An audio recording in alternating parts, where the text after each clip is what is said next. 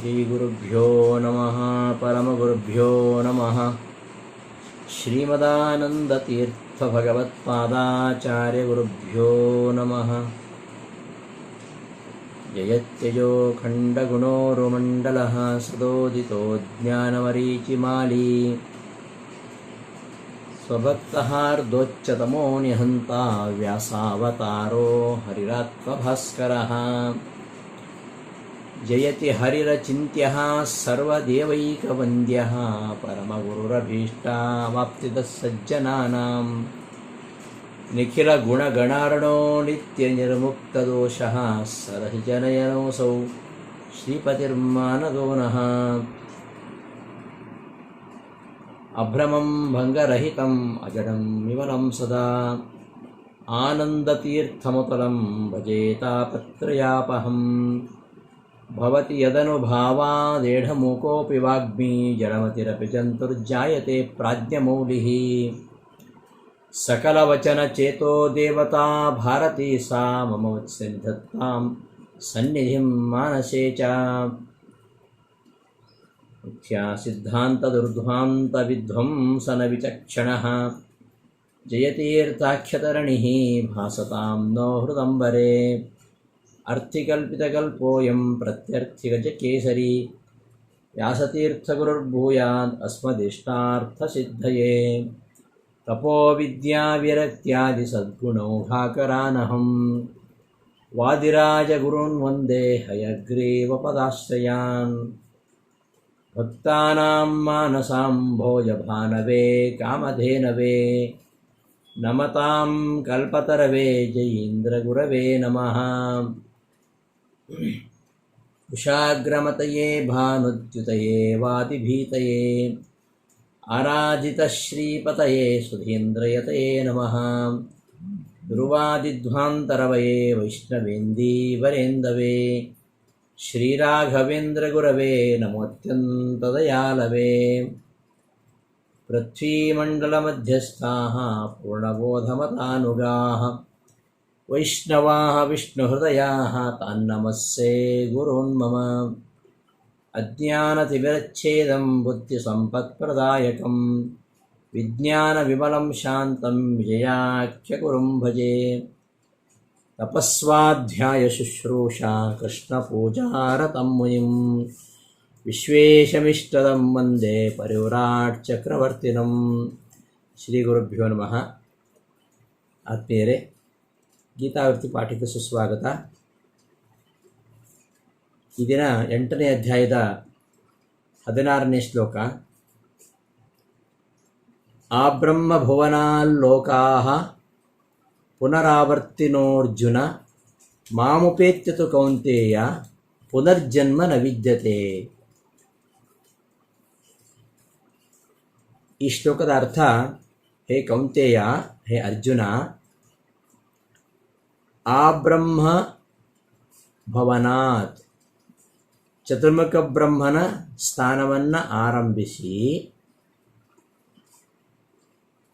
ಅದರ ಕೆಳಗಿನ ಲೋಕಾಹ, ಕೆಳಗಿನ ಲೋಕಗಳಿಗೆ ಯಾರು ಹೋಗ್ತಾರೋ ಅಂತಹ ಜೀವಿಗಳು ಮಾಮುಪೇತ್ಯ, ಅವರು ನನ್ನನ್ನು ಹೊಂದಿ ಪುನರ್ಜನ್ಮ ನ ವಿದ್ಯತೆ. ಪುನರಾವರ್ತಿನಃ ಆಬ್ರಹ್ಮಭುವನಾತ್ ಲೋಕಾಃ, ಈ ಬ್ರಹ್ಮನ ಸ್ಥಾನವನ್ನು ಆರಂಭಿಸಿ ಅದರ ಕೆಳಗಿನ ಲೋಕಗಳಿಗೆ ಹೋದಂತಹ ಜನರು ಪುನರಾವರ್ತಿನಃ, ಮತ್ತೆ ಹಿಂತಿರುಗಿ ಬರತಕ್ಕಂಥವರು. ತು ಆದರೆ, ಹೇ ಕೌಂತೇಯ, ಹೇ ಕೌಂತೇಯನೇ, ಆಬ್ರಹ್ಮ ಭವನಾತ್, ಆ ಬ್ರಹ್ಮಸದರದಿಂದ ಮತ್ತು ಜನೋಲೋಕದಿಂದ ಮೇಲೆ ಇದ್ದವರಿಗೆ, ಮಾಂ ನನ್ನನ್ನು ಹೊಂದುವವರಿಗೆ ಪುನರ್ಜನ್ಮ ನ ವಿದ್ಯತೆ, ಪುನರ್ಜನ್ಮ ಇಲ್ಲ ಅಂತ ಈ ಶ್ಲೋಕದ ಆಪಾತತಃ ಮೇಲೆ ನಮಗೆ ಮೇಲೆ ನೋಡುವಾಗ ಕಾಣ್ತಕ್ಕಂತಹ ಅರ್ಥ. ಬ್ರಹ್ಮಾದೀನ್ ಪ್ರಾಪ್ತಾನಾಂ ಅಪಿ ಪುನರ್ಜನ್ಮ ಅಭಾವಾತ್ ಕಿಂ ವಿಶಿಷ್ಯ ಉಚ್ಯತೆ ಮಾಂ ಉಪೇತ್ಯ ಇತ್ಯಾದಿ ತತ್ರಾಹ. ಈ ಶ್ಲೋಕದಲ್ಲಿ ಹಿಂದಿನ ಶ್ಲೋಕದಲ್ಲಿ ಹೇಳಿದ ಮಾಮುಪೇತ್ಯ ನ ಮಹಾತ್ಮಾನಃ ಪರಮಾಂ ಗತಾಃ ನ ಆಪ್ನುವಂತಿ ಪುನರ್ಜನ್ಮ ನ ಆಪ್ನುವಂತಿ, ಮಾಮುಪೇತ್ಯ ಪುನರ್ಜನ್ಮ, ನನ್ನನ್ನು ಹೊಂದಿ ಮತ್ತೆ ಜನ್ಮ ಹೊಂದುವುದಿಲ್ಲ ಅಂತ ಹಿಂದಿನ ಶ್ಲೋಕದಲ್ಲಿ ಹೇಳಿದ. ಇಲ್ಲಿ ಪುನಃ ನನ್ನನ್ನು ಹೊಂದಿ ಅವರಿಗೆ ಪುನರ್ಜನ್ಮ ಇಲ್ಲ ಅಂತ ಹೇಳ್ತಿದ್ದಾನೆ. ಯಾಕೆ ಅದನ್ನೇ ಇಲ್ಲಿ ಹೇಳಿದ್ದು ಅಂದರೆ, ಇಲ್ಲಿ ಪರಮಾತ್ಮನನ್ನು ಹೊಂದಿದ ಮೇಲೆ ಪುನರ್ಜನ್ಮ ಇಲ್ಲ ಅಂತೇನು ಹೇಳೋದು? ಆ ಪರಮಾತ್ಮನಿಗಿಂತಲೂ ಕೆಳಗಿರತಕ್ಕಂತಹ ಬ್ರಹ್ಮಾದಿಗಳನ್ನು ಹೊಂದಿದ ಮೇಲೇ ಪುನರ್ಜನ್ಮ ಇಲ್ಲ. ಆದ್ದರಿಂದ ನನ್ನನ್ನು ಹೊಂದಿ ಪುನರ್ಜನ್ಮ ಇಲ್ಲ ಅಂತ ಹೇಳೋದು ಯಾಕೆ? ವಿಶೇಷವಾಗಿ ನನ್ನನ್ನು ಹೊಂದಿದರೆ ಅವರಿಗೆ ಪುನರ್ಜನ್ಮ ಇಲ್ಲ ಅಂತ ಹೇಳೋ ಅಗತ್ಯನೇ ಇಲ್ಲ. ಯಾಕೆಂದರೆ ಬ್ರಹ್ಮಾದೀನ್ ಪ್ರಾಪ್ತಾನಾಮಪಿ ಪುನರ್ಜನ್ಮ ಅಭಾವಾತ್ ಕಿಂ ವಿಶಿಷ್ಯ ಅಭಿಧೀಯತೆ ಮಾಮುಪೇತ್ಯ ಪುನರ್ಜನ್ಮ ನ ಆಪ್ನುವಂತೀತಿ. ಪರಮಾತ್ಮನ ಹೊಂದಬೇಕಂತ ಇಲ್ಲ. ಅದಕ್ಕಿಂತ ಮೊದಲೇ ಯಾರು ಬ್ರಹ್ಮನನ್ನು ಹೊಂದಿದ್ದಾರೋ ಬ್ರಹ್ಮಾದಿ ದೇವತೆಗಳನ್ನು ಹೊಂದಿದವರಿಗೂ ಪುನರ್ಜನ್ಮ ಇಲ್ಲ ಅಂತಾದಮೇಲೆ ನನ್ನನ್ನು ಹೊಂದಿದವರಿಗೆ ಪುನರ್ಜನ್ಮ ಇಲ್ಲ ಅಂತ ಕೃಷ್ಣ ಹೇಳೋದ್ರಲ್ಲಿ ಏನು ವಿಶೇಷ ಇದೆ ಅಂತಂದರೆ, ಅದಕ್ಕೆ ಹೇಳ್ತಾ ಇರೋದು ಈ ಶ್ಲೋಕದಲ್ಲಿ. ನ್ಯಾಯದೀಪಿಕಾದಲ್ಲಿ ಕೂಡ ಇದೇ ಅವತರಿಕೆಯನ್ನು ಕೊಟ್ಟಿದ್ದಾರೆ ರಾಯರು. ಬ್ರಹ್ಮಾದೀನ್ ಪ್ರಾಪ್ತಾನಪಿ ಪುನರ್ಜನ್ಮಭಾವಾತ್ ಕಿಂ ವಿಶಿಷ್ಯ ಅಭಿಧೀಯತೆ ಮಾಮುಪೇತ್ಯ ಪುನರ್ಜನ್ಮ ನಾಪ್ನುವಂತೀತಿ ಅತ್ರ ಉಚ್ಯತೆ ಆ ಬ್ರಹ್ಮೇತಿ.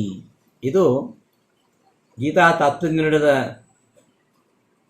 ಟೀಕೆಯಾಗಿರತಕ್ಕಂತಹ ನ್ಯಾಯದೀಪಿಕಾದಲ್ಲಿ ಟೀಕಾಚಾರ್ಯರು ಇದೇ ಅವತರಣಿಕೆಯನ್ನು ಕೊಟ್ಟಿದ್ದಾರೆ. ಆ ಬ್ರಹ್ಮ ಭವನಾದ್ ಇತ್ಯಸ್ಯ ಅರ್ಥಾನುವಾದಃ ಬ್ರಹ್ಮಭವನಂ ಆರಭ್ಯ.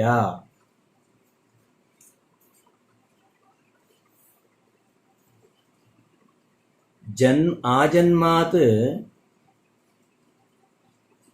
ಅಜನಿರ್ಭುವಿ ಇತಿ ವಚನಾತ್ ಜನಲೋಕಾದಿಸ್ಥಿತಾನಾಮಪಿ ಜನ್ಮಾದ್ಯಭಾವಾತ್ ಕಥಂ ಬ್ರಹ್ಮಭವನಮಾರಭ್ಯ ಪುನರಾವೃತ್ತಿ ಉಚ್ಯತೆ ಇತ್ಯಾಶಂಕಾಂ ಸ್ಮೃತ್ಯೈವ ಪರಿಹರತಿ ನಿಯಮಾದಿತಿ.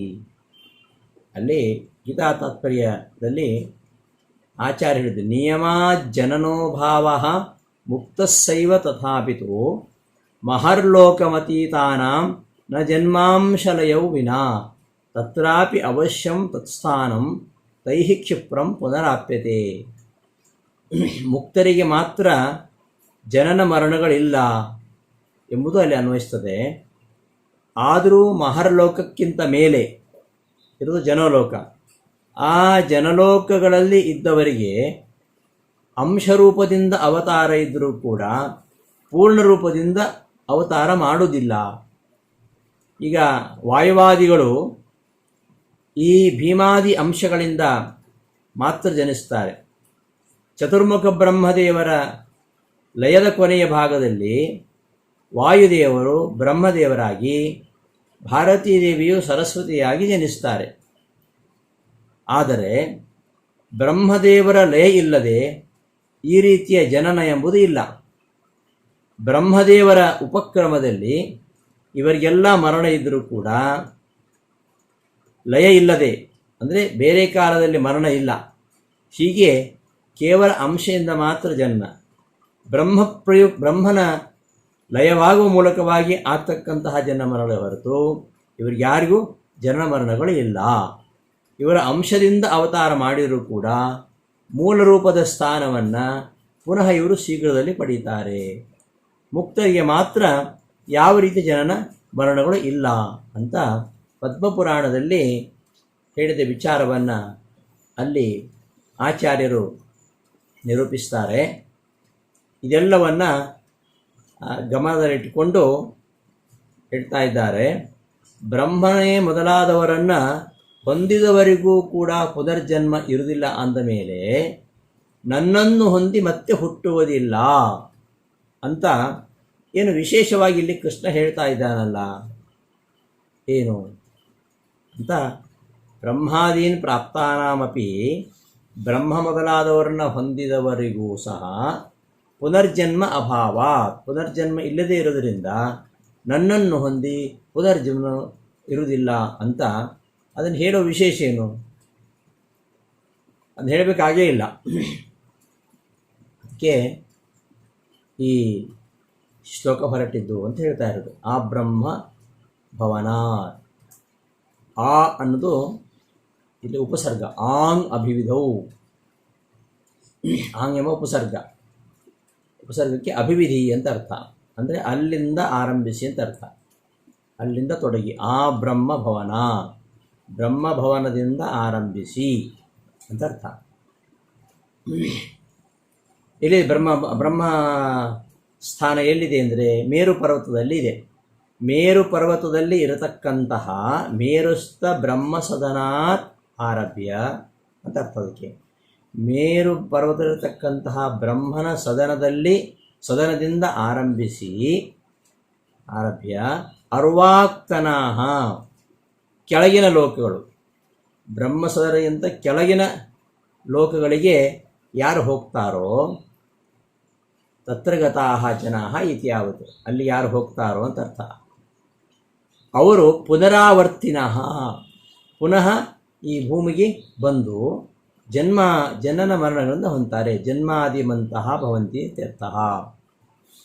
ಆ ಬ್ರಹ್ಮಸುಂದರದಿಂದ ಕೆಳಗಿನ ಲೋಕಗಳಲ್ಲಿ ಇರತಕ್ಕಂತಹ ಜನರು ಪುನರಾವರ್ತಿನಃ, ಮತ್ತೆ ಭೂಮಿಗೆ ಆಗಮಿಸ್ತಾರೆ, ಮತ್ತೆ ಜನ್ಮಾದಿಗಳನ್ನು ಹೊಂತಾರೆ ಅಂತ ಅರ್ಥ.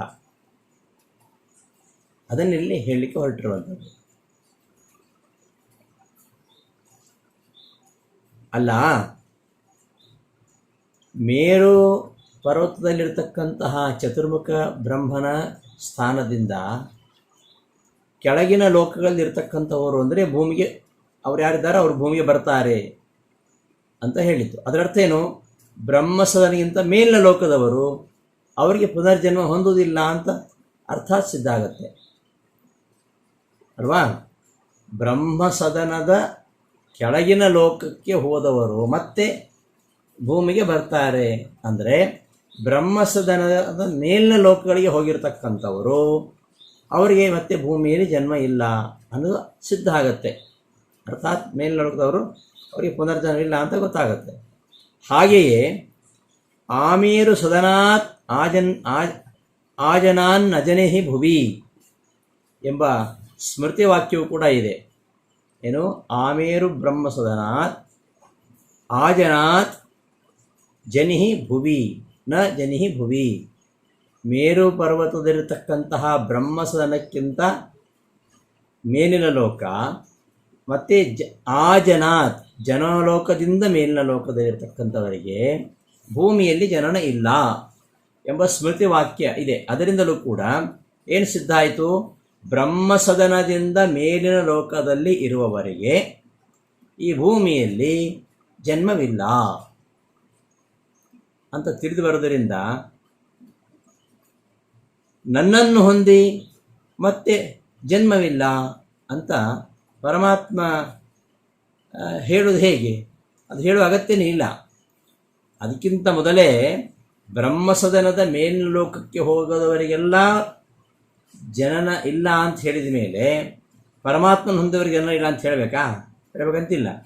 ಆದ್ದರಿಂದ ಇಲ್ಲಿ ಬ್ರಹ್ಮಸದನಕ್ಕಿಂತ ಮೇಲಿರ್ತಕ್ಕಂತಹ ಲೋಕದಲ್ಲಿ ಇರುವವರಿಗೆ ಜನ್ಮ ಇಲ್ಲ ಅಂತ ಹೇಳಿದ ಮೇಲೆ ಮತ್ತೆ ಕೃಷ್ಣ ನನ್ನನ್ನು ಹೊಂದಿ ಪುನರ್ಜನ್ಮ ಇಲ್ಲ ಅಂತ ಹೇಗೆ ಹೇಳ್ತಾನೆ ಎಂಬುದಕ್ಕೆ ಉತ್ತರವಾಗಿ ಕೃಷ್ಣ ಅದೇ ಮಾತನ್ನು ಇಲ್ಲಿ ಹೇಳ್ತಾ ಇದ್ದಾನೆ.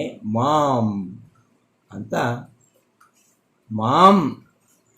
ಮಾಮುಪೇತ್ಯ, ನನ್ನನ್ನು ಹೊಂದಿ ಅಂತ. ಏನದರ ಅರ್ಥ ನೋಡೋಣ.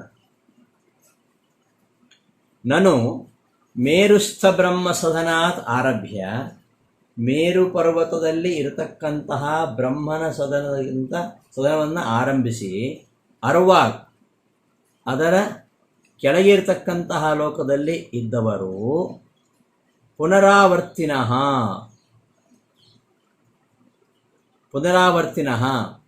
ಮತ್ತೆ ಬರ್ತಾರೆ ಅಂತಾದರೆ,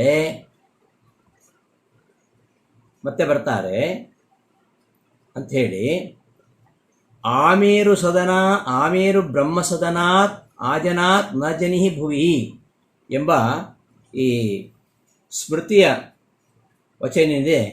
ಆ ಸ್ಮೃತಿ ವಚನದಂತೆ ತತಃ ಉಪರಿತನ ಲೋಕಸ್ಥಾಃ ನ ಪುನರಾವರ್ತಿ ಇತಿ ನ ಪ್ರಾಪ್ತತ್ವಾತ್ ಮಾಮುಪೇತ್ಯ ಪುನರ್ಜನ್ಮ ನ ಆಪ್ನುವಂತಿ ಕಥಮುಚ್ಯತೆ ಇತ್ಯತಃ ತದೇವ ಪುನರಾಹ. ಮೇರು ಪರ್ವತದ ಮೇಲೆ ಇರತಕ್ಕಂತಹ ಚತುರ್ಮುಖ ಬ್ರಹ್ಮನ ಸದನದಿಂದ ಕೆಳಗಿರ್ತಕ್ಕಂಥವರು ಭೂಮಿಗೆ ಬರ್ತಾರೆ ಅಂದರೆ ಅದರರ್ಥ ಏನು? ಬ್ರಹ್ಮ ಸದನಕ್ಕಿಂತ ಮೇಲಿನ ಲೋಕದಲ್ಲಿರ್ತಕ್ಕಂಥವರು ಅವರು ಮತ್ತೆ ಜನ್ಮ ಹೊಂದುವುದಿಲ್ಲ ಅಂತ ಅರ್ಥ ಸಿದ್ಧ. ಅದು ಹಾಗೆ ಅರ್ಥ ಸಿದ್ಧ ಆಗತ್ತೆ ಒಂದು. ಮತ್ತೆ ಸ್ಮೃತಿ ಕೂಡ ಅದನ್ನೇ ಹೇಳ್ತಾ ಇದೆ.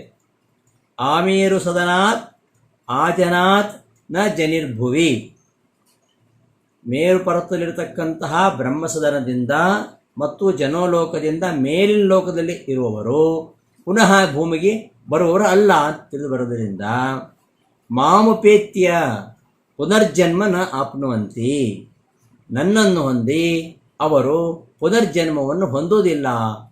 ಇತಿ ಕಥಮುಚ್ಯತೆ, ಹೀಗೆ ಹೇಗೆ ಹೇಳ್ತಾನೆ ಕೃಷ್ಣ ಎಂಬ ಶಂಕೆಗೆ ಉತ್ತರವಾಗಿ ಕೃಷ್ಣ ಅದೇ ಮಾತನ್ನು ಹೇಳ್ತಾ ಇದ್ದಾನೆ. ತದೇವ ಪುನರಾಹ, ಹಿಂದೆ ಹೇಳಿದ್ದನ್ನೇ ಮತ್ತೆ ಹೇಳ್ತಾ ಇದ್ದಾನೆ. ಮಾಮುಪೇತ್ಯತು ಕೌಂತೆಯ ಪುನರ್ಜನ್ಮ ನ ವಿದ್ಯತೆ. ಸತ್ಯಂ, ಹೌದು. ಏನು ಹೌದು? ಮೇರು ಪರ್ವತದಲ್ಲಿ ಇರ್ತಕ್ಕಂತಹ ಬ್ರಹ್ಮಸದನದಿಂದ ಮತ್ತು ಜನೋಲೋಕದಿಂದ ಮೇಲಿನ ಲೋಕದಲ್ಲಿರ್ತಕ್ಕಂಥವರಿಗೆ ಹುಟ್ಟು ಇಲ್ಲ ಅನ್ನೋದು ಸರಿ. ಆದರೂ ಕೂಡ ಪುನರ್ಜನ್ಮ ಇಲ್ಲದೇ ಇರುವುದಕ್ಕೆ ಆ ಲೋಕದಲ್ಲಿ ಇರುವುದು ಮಾತ್ರ ಕಾರಣ ಅಲ್ಲ. ಆ ಲೋಕಕ್ಕೆ ಹೋದ ಮಾತ್ರಕ್ಕೆ ಅವರಿಗೆ ಪುನರ್ಜನ್ಮ ಇಲ್ಲ ಅಂತ ಹೇಳಿ ಬರಲ್ಲ. ಆ ಲೋಕದಲ್ಲಿರುವವರು ನನ್ನನ್ನು ಹೊಂದಿದರೆ ಮಾತ್ರ. ಯಾರು ಸತ್ಯಲೋಕ, ಬ್ರಹ್ಮಸದನ ಮತ್ತು ಅದಕ್ಕಿಂತ ಮೇಲಿರ್ತಕ್ಕಂತಹ ಜನೋಲೋಕ, ಆ ಮೇಲಿನ ಲೋಕಗಳಲ್ಲಿ ಇದ್ದ ಮಾತ್ರಕ್ಕೆ ಅವರಿಗೆ ಪುನರ್ಜನ್ಮ ಇಲ್ಲ ಅಂತ ಅರ್ಥ ಅಲ್ಲ. ಆ ಲೋಕದಲ್ಲಿ ಇದ್ದವರು ಕೂಡ ನನ್ನನ್ನು ಹೊಂದಿದರೆ ಮಾತ್ರ, ನನ್ನನ್ನು ಸ್ಮರಣೆ ಮಾಡಿದರೆ ಮಾತ್ರ ಅವರಿಗೆ ಪುನರ್ಜನ್ಮ ಬರುವುದಿಲ್ಲ ಅಂತ ಅದರ ಅರ್ಥ. ಅದನ್ನು ತಿಳಿಸಲಿಕ್ಕೋಸ್ಕರವಾಗಿ ಕೃಷ್ಣ ಮಾಮುಪೇತ್ಯ, ಹೌದು, ಬ್ರಹ್ಮಸದನದಿಂದ ಮೇಲೆ ಇರತಕ್ಕಂತಹ ಲೋಕಕ್ಕೆ ಹೋದವನಿಗೆ ಪುನರ್ಜನ್ಮ ಇಲ್ಲ. ಕೆಳಗಿನ ಲೋಕಕ್ಕೆ ಹೋದವರಿಗೆ ಪುನರ್ಜನ್ಮ ಇದೆ, ಹೌದು. ಆದರೆ ಆ ಮೇಲಿನ ಲೋಕಗಳಿಗೆ ಹೋದ ಮಾತ್ರಕ್ಕೆ ಅವನಿಗೆ ಮತ್ತೆ ಜನ್ಮ ಇಲ್ಲ ಅಂತ ಹೇಳಿಕ್ಕೆ ಬರಲ್ಲ. ಅವ ನನ್ನನ್ನು ಹೊಂದಿದರೆ ಮಾತ್ರ ಅವನಿಗೆ ಪುನರ್ಜನ್ಮ ಇಲ್ಲ. ಮಾಮುಪೇತ್ಯ, ನನ್ನನ್ನು ಹೊಂದಿದರೆ ಮಾತ್ರ ಅವನಿಗೆ ಪುನರ್ಜನ್ಮ ಇಲ್ಲ ಅಂತ ಇಲ್ಲಿ ಹೇಳಿದ್ರಿಂದ ಕೃಷ್ಣ ಹಿಂದೆ ನನ್ನನ್ನು ಹೊಂದಿದರೆ ಪುನರ್ಜನ್ಮ ಅಂತ ಹೇಳಿರುವಂಥದ್ದು ಅಯುಕ್ತ ಏನಿಲ್ಲ. ತಥಾಪ್ಯಭಾವ ಸರ್ವತ್ರ ಪ್ರಾಪ್ಯೈವ ವಸುದೇವಜಂ ಎಂಬ ಸ್ಮೃತಿವಾಕ್ಯ ಕೂಡ ಇದೆ. ತಥಾಪ್ಯಭಾವ ಸರ್ವತ್ರ ಪ್ರಾಪ್ಯೈವ ವಸುದೇವಜಂ ಇತಿ. ಅಭಾವ ಅಂದರೆ ಜನನಾಭಾವ. ವಸುದೇವ ಸುತನನ್ನು ಪಡೆದಿದ್ದರಿಂದಲೇ ಎಲ್ಲೇ ಇರಲಿ ಅಭಾವವಿರುವುದು ಅಂತಿದೆ. ಈ ಸ್ಮೃತಿವಾಕ್ಯವು ಕೂಡ ಅದನ್ನು ಹೇಳ್ತಾ ಇದೆ. ಏನು?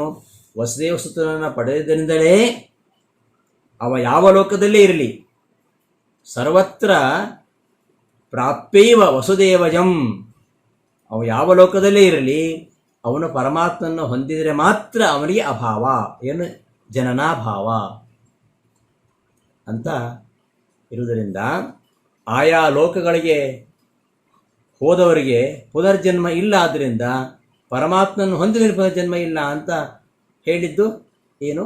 ಅಯುಕ್ತ ಅಲ್ಲ ಅಂತ ಇದರ ಅಭಿಪ್ರಾಯ.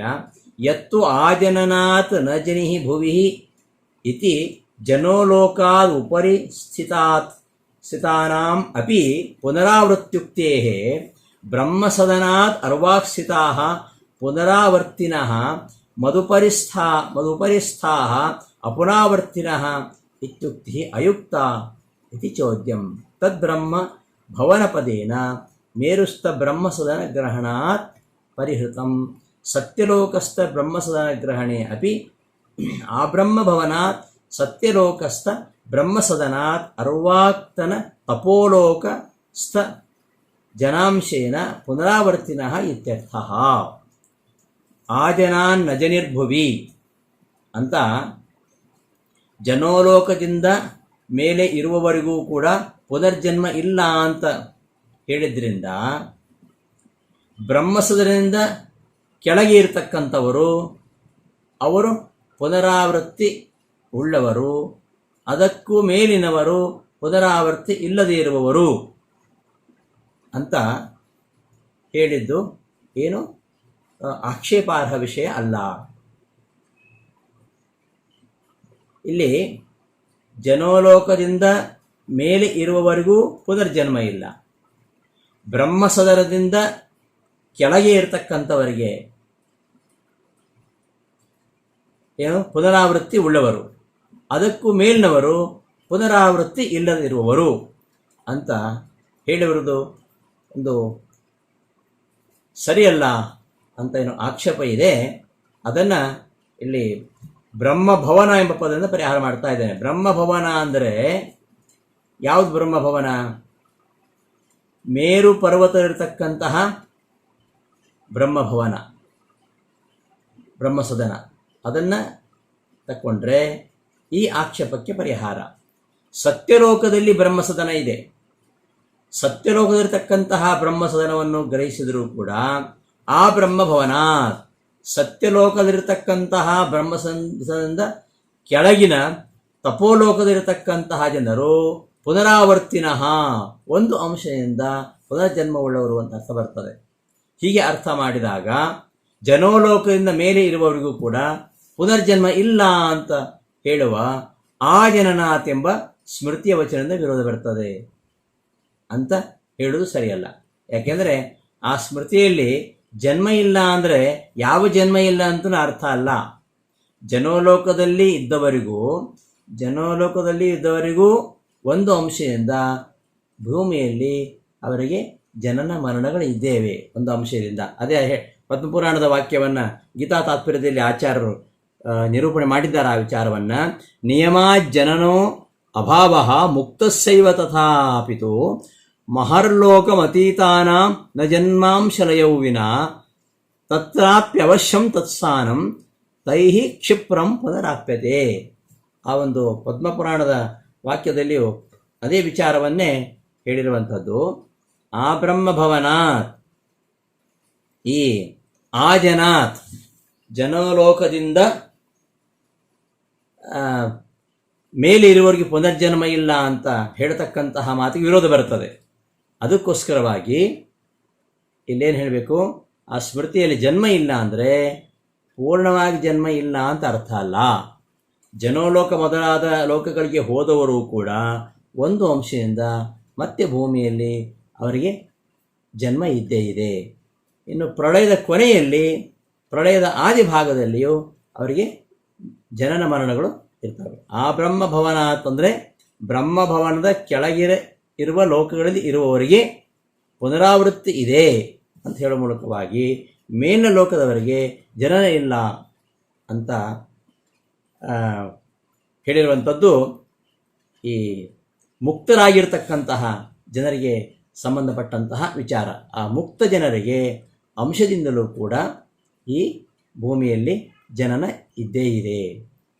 ಏತೇನ ಆಮೇರು ಬ್ರಹ್ಮಸದನಾತ್ ಆಜನಾತ್ ಇತಿ ಸ್ಮೃತ್ಯ ಮೇರು ಜನಾಂತರಾಲಿಕಾನಾಂ ಜನ್ಮಾಜನ್ಮನೋಃ ಅರ್ಥಾತ್ ಪ್ರಾಪ್ತೇಃ ವಿರೋಧ ಇತಿ ಪ್ರತ್ಯುಕ್ತಂ. ಆಜನೇಃ ಮುಕ್ತವಿಷಯತ್ವಾತ್ ಜನೇಃ ಉಕ್ತದಿಶಾ ಮುಕ್ತೇತರ ವಿಷಯತ್ವಾದಿತಿ ತದುಕ್ತಂ. ನಿಯಮಾತ್ ಜನನೋ ಭಾವಃ ಮುಕ್ತಸ್ಯೈವ ಇತಿ.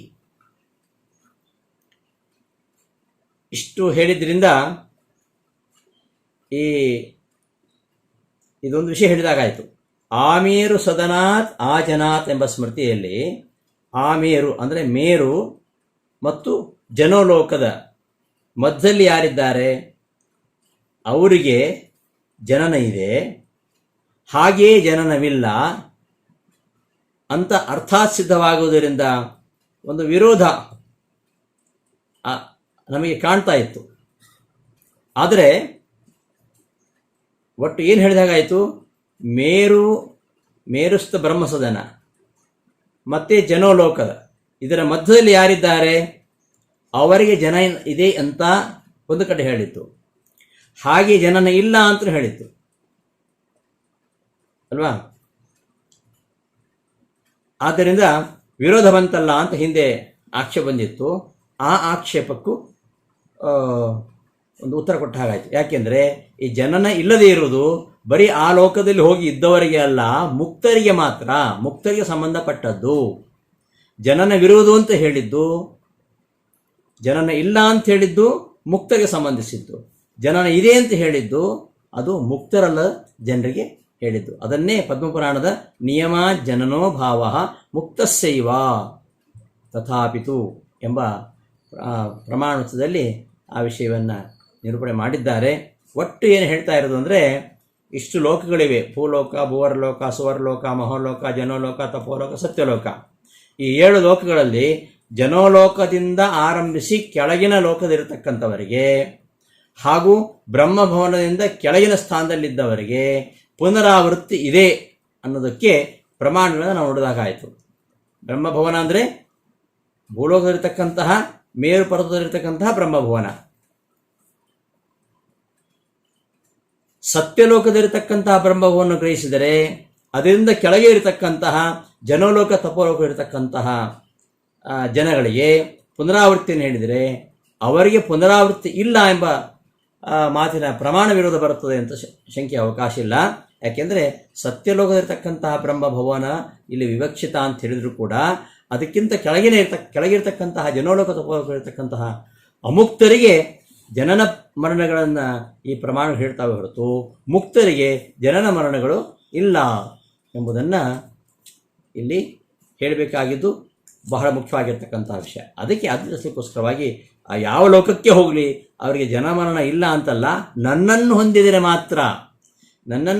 ಮಾತ್ರ ಅವರಿಗೆ ಜನನ ಮರಣಗಳು ಇಲ್ಲ ಎಂಬ ವಿಚಾರವನ್ನು ತಿಳಿಸಲಿಕ್ಕೋಸ್ಕರವಾಗಿ ಹಿಂದೆ ಹೇಳಿದ್ದನ್ನೇ ಮತ್ತೆ ಇಲ್ಲಿ ವಿಸ್ತಾರವಾಗಿ ಸ್ಪಷ್ಟವಾಗಿ ಕೃಷ್ಣ ನಿರೂಪಣೆ ಮಾಡಿದ್ದಾನೆ ಅಂತ ಹೇಳ್ತಾ ಮುಂದಿನ ಶ್ಲೋಕಕ್ಕೆ ಹೋಗೋಣ. ಸೃಷ್ಟಿ ಸ್ಥಿತಿ ಲಯ ಇವೆಲ್ಲವನ್ನು ಕೂಡ ನಾನೇ ಮಾಡ್ತಕ್ಕಂಥವನು ಅಂತ ಮುಂದಿನ ಶ್ಲೋಕದಲ್ಲಿ ಹೇಳ್ತಾ ಇದ್ದಾನೆ. ಸಹಸ್ರಯುಗ ಪರ್ಯಂತಂ ಅಹಹ ಯದ್ ಬ್ರಹ್ಮಣೋ ವಿದುಃ ರಾತ್ರಿಂ ಯುಗ ಸಹಸ್ರಾಂತಾಂ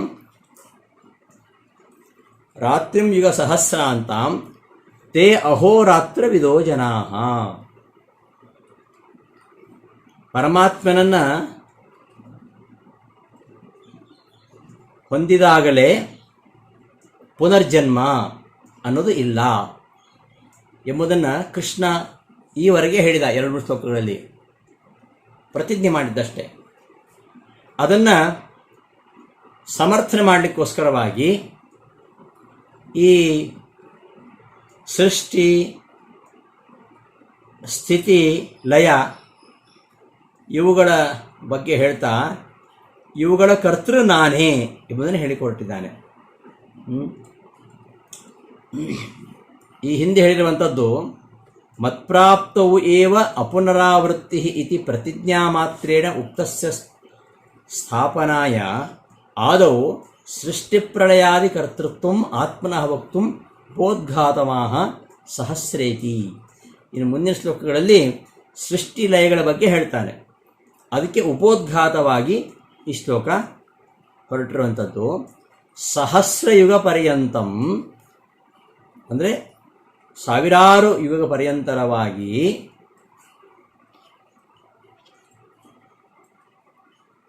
ಬ್ರಹ್ಮಣ ಬ್ರಹ್ಮನ ಪರಬ್ರಹ್ಮನ ಅಹಹ ಹಗಲು, ಇದನ್ನು ವಿದುಹು ಯಾರು ತಿಳಿಯುತ್ತಾರೋ, ಹಾಗೆಯೇ ಯುಗ ಸಹಸ್ರಾಂತಾನಾಂ ಬಹುಯುಗ ಪರ್ಯಂತರವಾಗಿ ಬ್ರಹ್ಮನ ಅಹ ಬ್ರಹ್ಮನ ರಾತ್ರಿಂ ರಾತ್ರಿಕಾಲ ಇರುವುದೆಂದು ಯಾರು ವಿದುಹು ತಿಳಿಯುತ್ತಾರೋ, ಅಹೋರಾತ್ರವಿದ ಅಂತ ಹಗಲು ರಾತ್ರಿಯನ್ನು ಯಾರು ತಿಳಿಯುತ್ತಾರೋ ಅವರೇ ನಿಜವಾದ ಹಗಲು ರಾತ್ರಿಗಳನ್ನು ತಿಳಿದವರು. ಹಗಲು ರಾತ್ರಿಗಳನ್ನು ತಿಳಿದವರು ಯಾರು ಅಂತ ಹೇಳ್ತಿದ್ದಾನೆ.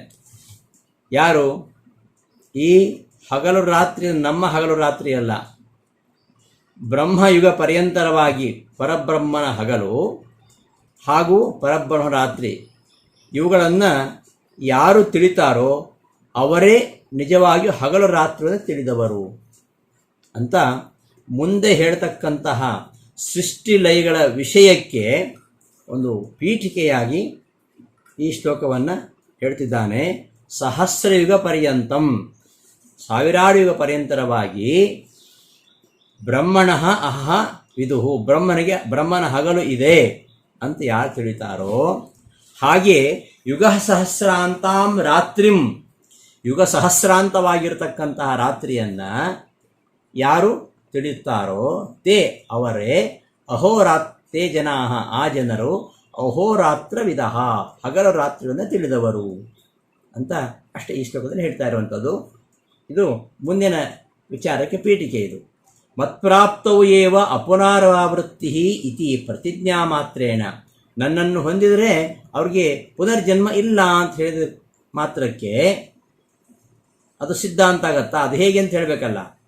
ನನ್ನನ್ನು ಹೊಂದಿದರೆ ಮಾತ್ರ, ನನ್ನನ್ನು ಹೊಂದಿದಾಗಲೇ ಜೀವನಿಗೆ ಪುನರಾವೃತ್ತಿ ಇಲ್ಲ ಅಂತ ಪ್ರತಿಜ್ಞೆ ಮಾಡಿದ ಮಾತ್ರಕ್ಕೆ ಆ ವಿಷಯ ಸಿದ್ಧ ಆಗುವುದಿಲ್ಲ.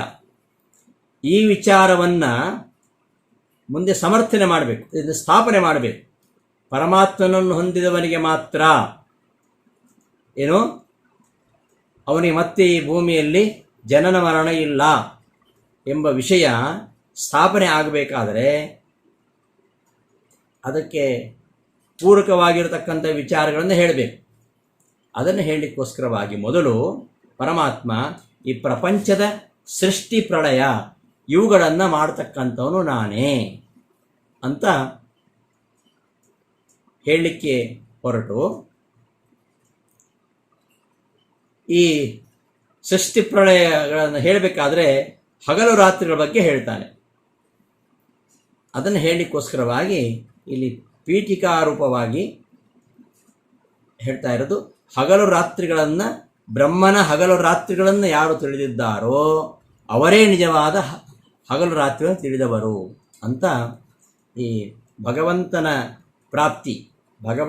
ಪ್ರಾಪ್ತಿ ಆಗಬೇಕಾದ್ರೆ ಒಟ್ಟು ಏನು ಹೇಳ್ತೀವಿ, ಇವರಿಗೆ ಭಗವಂತನ ಪ್ರಾಪ್ತಿ ಆಗಬೇಕಾದ್ರೆ ಅಂತಕಾಲದಲ್ಲಿ ಭಗವಂತನ ಸ್ಮರಣೆ ಮಾಡಬೇಕು. ಭಗವಂತನ ಸ್ಮರಣೆ ಮಾಡಿದರೆ ಅವನಿಗೆ ಮುಕ್ತಿ ಆಗುತ್ತೆ, ಭಗವಂತನ ಪ್ರಾಪ್ತಿ ಆಗುತ್ತೆ. ಭಗವಂತನ ಪ್ರಾಪ್ತಿಯಾದರೆ ಅವನಿಗೆ ಮೋಕ್ಷ ಸಿಗತ್ತೆ. ಹೀಗೆ ಮೋಕ್ಷಕ್ಕೆ ಕಾರಣವಾಗಿರುವಂಥದ್ದು ಭಗವತ್ ಪ್ರಾಪ್ತಿಗೆ ಕಾರಣವಾಗಿರುವಂಥದ್ದು ಅಂತಕಾಲದಲ್ಲಿ ಭಗವಂತನ ಸ್ಮರಣೆ. ಅಂತಕಾಲದಲ್ಲಿ ಭಗವಂತನ ಸ್ಮರಣೆ ಮಾಡಬೇಕಾದರೆ ನಿರಂತರವಾಗಿ ಪರಮಾತ್ಮನ ಸ್ಮರಣೆಯನ್ನು ಮಾಡಬೇಕು. ಪರಮಾತ್ಮನ ಹೇಗೆ ಸ್ಮರಣೆ ಮಾಡಬೇಕು ಎಂಬ ವಿಚಾರವನ್ನು ಹಿಂದಿನ ಶ್ಲೋಕಗಳಲ್ಲಿ ಹೇಳಿ, ಆ ರೀತಿಯಲ್ಲಿ ನಿರಂತರ ಭಗವಂತನ ಸ್ಮರಣೆ ಮಾಡಿ ಅಂತಕಾಲದಲ್ಲಿ ಪರಮಾತ್ಮನ ಸ್ಮರಣೆ ಮಾಡಿದರೆ ಅವನು ಪರಮಾತ್ಮನನ್ನು ಸೇರ್ತಾನೆ. ಆ ಪರಮಾತ್ಮನನ್ನು ಸೇರಿದರೆ ಅದರ ಫಲ ಏನು ಅಂದರೆ ಅವನಿಗೆ ಪುನರ್ಜನ್ಮ ಇಲ್ಲ ಅಂತ ಇಷ್ಟು ವಿಚಾರವನ್ನು ಹೇಳಿ, ಈ ಪುನರ್ಜನ್ಮ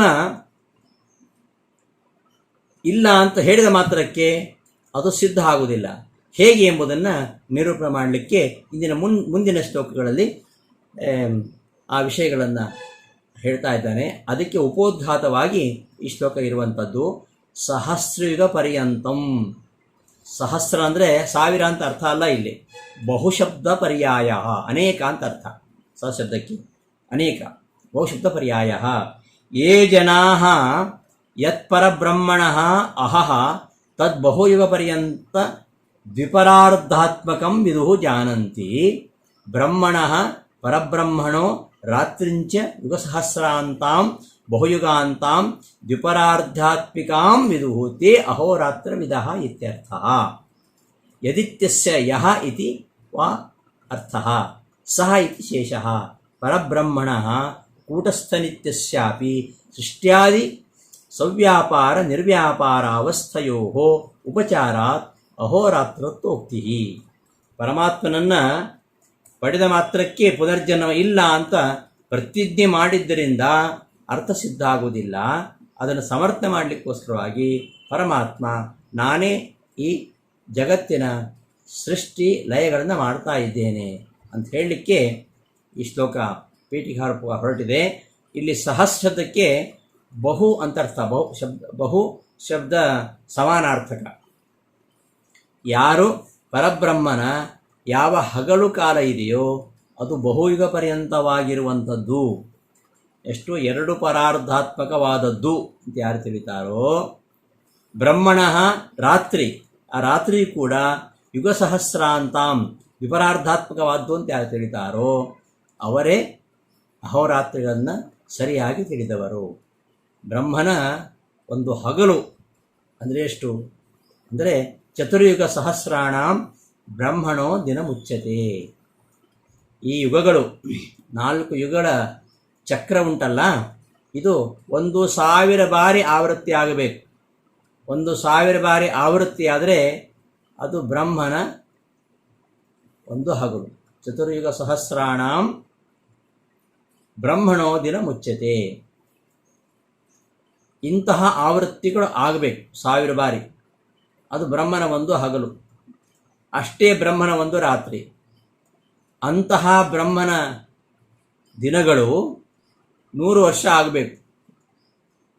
ಅದರಲ್ಲಿ ಈಗ ಪ್ರಥಮ ಪರಾರ್ಧ ಆಗಿ ದ್ವಿತೀಯ ಪರಾರ್ಧದಲ್ಲಿ ನಾವಿದ್ದೇವೆ. ದ್ವಿತೀಯ ಪರಾರ್ಧದಲ್ಲಿ ವೈವಸ್ವ ಮನ್ವಂತರದಲ್ಲಿದ್ದೇವೆ. 14 ಮನ್ವಂತರಗಳಲ್ಲಿ ಒಂದಾಗಿರತಕ್ಕಂಥ ವೈವಸ್ವ ಮನ್ವಂತರ. ಈ ವೈವಸ್ವ ಮನ್ವಂತರದಲ್ಲಿ ಬ್ರಹ್ಮನಿಗೆ 50 ವರ್ಷಗಳಾಗಿ 51ನೇ ವರ್ಷದಲ್ಲಿ ಇದ್ದೇವೆ. ಈ ಬ್ರಹ್ಮನ ಒಂದು ಹಗಲು ಅಂದರೆ ಇಷ್ಟು. 4 ಯುಗಗಳು 1000 ಬಾರಿ ಆವೃತ್ತಿ ಆಗಬೇಕು. ಒಂದು ಯುಗ, ಕಲಿಯುಗ ಪ್ರಮಾಣ ಎಷ್ಟು? ಕಲಿಯುಗ ಪ್ರಮಾಣ 4,32,000 ವರ್ಷ ಕಲಿಯುಗ. ಅದರ 2ರಷ್ಟು ದ್ವಾಪರ. ಕಲಿಯುಗದ 2ರಷ್ಟು ದ್ವಾಪರ. ಕಲಿಯುಗದ 3ರಷ್ಟು ತ್ರೇತಾಯುಗ. ಕಲಿಯುಗದ 4ರಷ್ಟು ಕೃತಯುಗ. ಇದಿಷ್ಟು ಒಟ್ಟು ಸೇರಿಸಿದರೆ ಒಂದು ಚತುರ್ಯುಗ ಆಯಿತು. ಇಂಥದ್ದು ಚತುರ್ಯುಗ ಸಹಸ್ರ. ಇಂತಹ ಆವೃತ್ತಿಗಳು 1000 ಬಾರಿ ಆದರೆ ಅದು ಬ್ರಹ್ಮನ ಒಂದು ಹಗಲು.